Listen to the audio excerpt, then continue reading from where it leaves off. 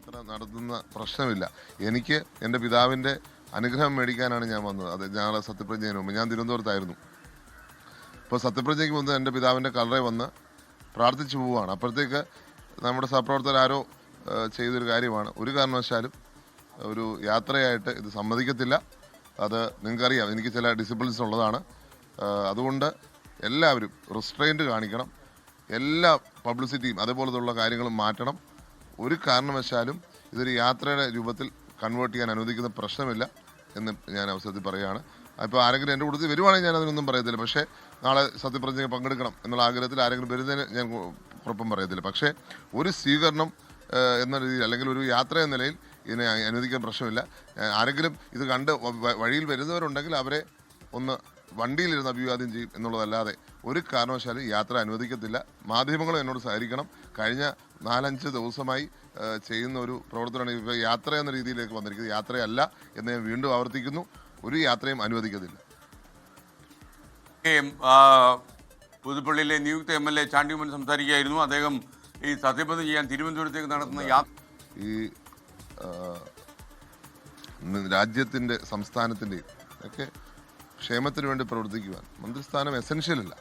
ഉണ്ടെങ്കിൽ നല്ല കാര്യമാണ്. പക്ഷേ അത് എസെൻഷ്യലാണോ? നമ്മുടെ ക്ഷേമപ്രവർത്തനം നടത്താൻ ജനങ്ങളോടൊപ്പം നിൽക്കുവാൻ അത് എസെൻഷ്യലാണോ? അല്ല എന്നുള്ളതാണ് എൻ്റെ മറുപടി. പക്ഷേ നിങ്ങളുണ്ടാക്കിയൊരു എക്സ്പെക്റ്റേഷൻ ഇന്ന് ഇവിടെ ഈ സമൂഹത്തിൽ നിൽക്കുന്നുണ്ട്. ആ എക്സ്പെക്റ്റേഷൻ തീർച്ചയായിട്ടും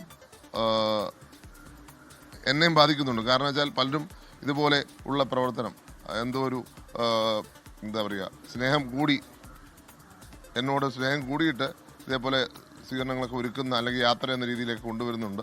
അത് നിങ്ങളുണ്ടാക്കിയൊരു എക്സ്പെക്റ്റേഷൻ്റെ പ്രശ്നമാണെന്നാണ് ഞാൻ ചൂണ്ടിക്കാണിക്കുന്നത്.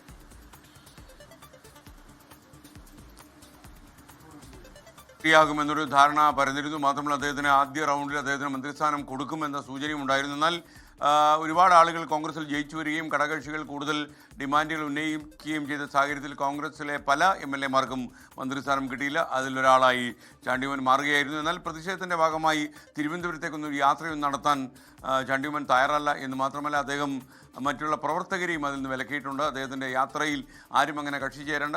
നമ്മുടെ ഈ തിരുവനന്തപുരത്തേക്കുള്ള MLA സത്യപ്രതിജ്ഞയ്ക്ക് ആളുകൾ ആരെങ്കിലും വരുന്നുണ്ടെങ്കിൽ അദ്ദേഹം കൊണ്ടുപോകുമെന്നല്ലാതെ ഒരു പ്രകടനത്തിൻ്റെ ഭാഗമായോ പ്രതിഷേധത്തിൻ്റെ സ്വരമായോ അത് മാറാൻ അനുവദിക്കില്ല എന്ന് അസന്നിഗ്ധമായി ചാണ്ടി ഉമ്മൻ പ്രഖ്യാപിച്ചു.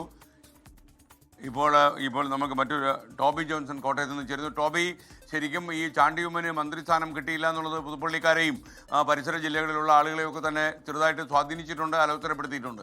എന്നാൽ ചാണ്ടി ഉമ്മൻ എപ്പോഴും നടത്തുന്ന തീരുമാനങ്ങളൊക്കെ തന്നെ വളരെ പക്വമതിയായ ഒരു പൊതുപ്രവർത്തകൻ്റേതാണ് എന്ന് ഒരിക്കൽ കൂടി തെളിയിക്കുന്നു. പറയൂ.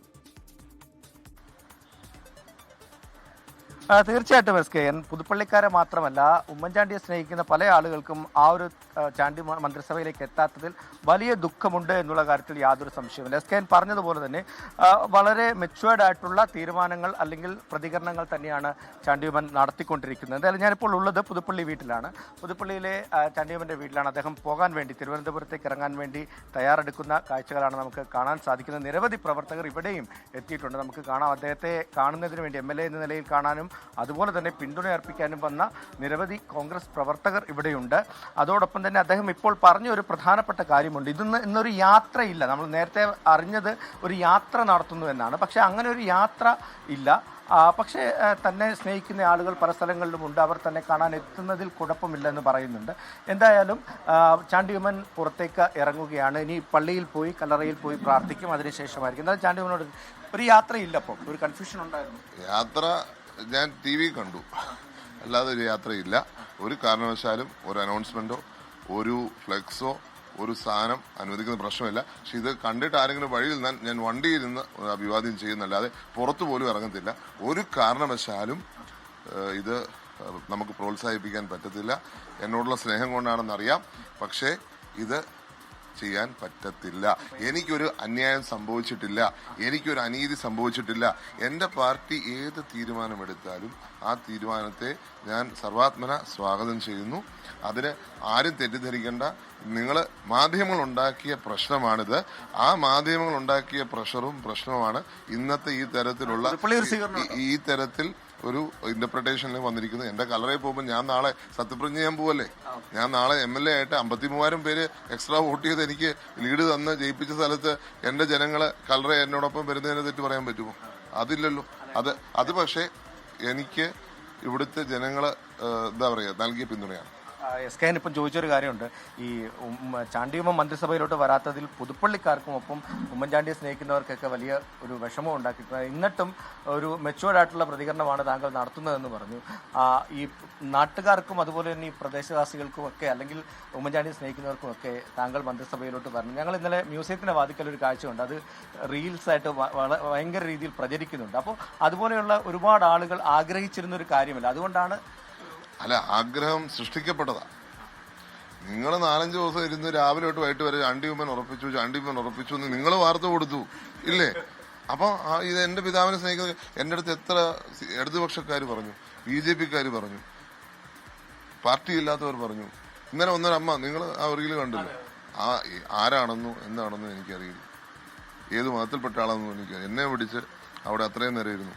എന്നെ ഇന്നലെ 2 സിനിമയിലെ ആർട്ടിസ്റ്റ് വിളിച്ചിട്ട് ഇതേ കാര്യങ്ങൾ ഞാൻ ഇന്നലെ ഒരാളുടെ പേര് പറഞ്ഞു. അപ്പം ഞാൻ സൂചിപ്പിച്ചതിന്റെ കാര്യം നിങ്ങളുണ്ടാക്കിയ എക്സ്പെക്ടേഷനാണ്. നിങ്ങൾ തന്നെ അത് തിരിച്ചാക്കണം. ഞാൻ യാത്ര ചെയ്യും, വണ്ടി നിർത്തും, കൈ കാണിക്കും, ഞാൻ വണ്ടി ഇരിക്കും. വണ്ടിയിൽ നിന്ന് പുറത്തിറങ്ങുന്ന പ്രശ്നമില്ല. ഇതൊരു യാത്രയല്ല, ഇതൊരു പ്രതിഷേധവും ഇല്ല. പക്ഷെ നിങ്ങളിങ്ങനെ ഒരു ഹൈപ്പ് ഉണ്ടാക്കി ഞാനെന്തോ ഇപ്പൊ നിങ്ങൾ തന്നെ 2 യൂണിറ്റായിട്ടിരിക്കുന്നത്. ശരി, എന്തായാലും SKN അതാണ്, ഒരു യാത്രയൊന്നുമല്ല. പക്ഷേ സത്യപ്രതിജ്ഞയ്ക്ക് പോകുമ്പോൾ ആളുകൾ വന്നാൽ എല്ലാവരെയും അഭിവാദ്യം ചെയ്യുമെന്ന് മാത്രമാണ് അദ്ദേഹം പറഞ്ഞിട്ടുള്ളത്. എന്തായാലും ഈ പുതുപ്പള്ളിയിലെ വീട്ടിൽ നിരവധി പ്രവർത്തകർ. ചാണ്ടിയുമ്മന്റെ ഒരു പ്രത്യേകത എന്താണെന്ന് ചോദിച്ചു കഴിഞ്ഞാൽ അദ്ദേഹം നമ്മുടെ ചില സാങ്കേതിക കാര്യങ്ങളൊക്കെ അറിയാം. ഞങ്ങളവിടെ പുതുപ്പള്ളിയിലും അദ്ദേഹത്തിന്റെ വീട്ടിലൊക്കെ 2 യൂണിറ്റ് കൊണ്ടിട്ടു എന്ന് അദ്ദേഹം പറഞ്ഞത്. കാര്യം മാധ്യമങ്ങൾ ഇത് പെരുപ്പിച്ച് കാണിക്കുകയായിരുന്നു എന്ന് അദ്ദേഹം പറയുന്നു. പക്ഷേ തീർച്ചയായിട്ടും ആദ്യത്തെ ഈ പോസിബിളായിട്ടുള്ള മന്ത്രിസഭാംഗങ്ങളുടെ ലിസ്റ്റിൽ ചാണ്ടിയുമ്മൻ ഉണ്ടായിരുന്നു എന്നാണ് ഞാൻ മനസ്സിലാക്കുന്നത്. പിന്നീട് അവസാനം ഒരുപാട് വിട്ടുവീഴ്ചകളൊക്കെ ചെയ്യേണ്ടി വന്നു VD സതീശൻ എന്ന മുഖ്യമന്ത്രിക്ക്. അതിൻ്റെ ഭാഗമായിട്ട് വളരെ വിഷമത്തോടെയാണെന്നാണ് ഞാൻ മനസ്സിലാക്കുന്നത് ചാണ്ടിയുമ്മൻ്റെ പേര് ആ പട്ടികയിൽ നിന്ന് ഒഴിവായി. പക്ഷേ അദ്ദേഹം വളരെ ചെറുപ്പമാണ്. ഇനിയും എത്രയോ അവസരങ്ങൾ അദ്ദേഹത്തെ തേടി വരും ഒരു പൊതുപ്രവർത്തകൻ എന്നുള്ള നിലയിൽ. പക്ഷേ അദ്ദേഹം എടുക്കുന്ന തീരുമാനങ്ങളൊക്കെ വളരെ പക്വമുള്ള തീരുമാനമാണ്. തെരഞ്ഞെടുപ്പ് കാലത്ത് തന്നെ നമ്മൾ കണ്ടു, ചാണ്ടിയുമ്മൻ ഫ്ലക്സ് ബോർഡുകൾ ഉപയോഗിച്ചില്ല, ഭാരിച്ച കോടികളൊന്നും തെരഞ്ഞെടുപ്പിന് ചിലവാക്കില്ല. ഒരു സൈക്കിളിൽ, അത്യാവശ്യം കുഴപ്പമില്ലാത്തൊരു സൈക്കിളിൽ ചവിട്ടി മണ്ഡലം മൊത്തം നടന്ന് 1,00,000-ൽ കൂടുതൽ ഭൂരിപക്ഷത്തിൽ അദ്ദേഹം കേരള നിയമസഭയിൽ തിരഞ്ഞെടുക്കപ്പെട്ടു. ഇത് ശരിക്കും എൻ്റെ ഒരു വ്യക്തിപരമായ അഭിപ്രായത്തിൽ ഒരു മോഡലാക്കേണ്ട പ്രവർത്തനമാണിത്. എന്തിനാണ് ഇത്ര കൂടുതൽ കോടികൾ തെരഞ്ഞെടുപ്പ് കാലത്ത് ചിലവാക്കേണ്ടത്? കാര്യം ജനങ്ങൾക്കറിയാവുന്നൊരു പൊതുപ്രവർത്തകനാണെങ്കിൽ ഈ പരസ്യ പ്രചാരണത്തിൻ്റെ ആവശ്യമുണ്ടോ എന്നുള്ള കാര്യം നമ്മൾ ചോദിക്കണം. ടെലിവിഷനിൽ തർക്കിക്കുകയും ഒക്കെ ചെയ്യട്ടെ.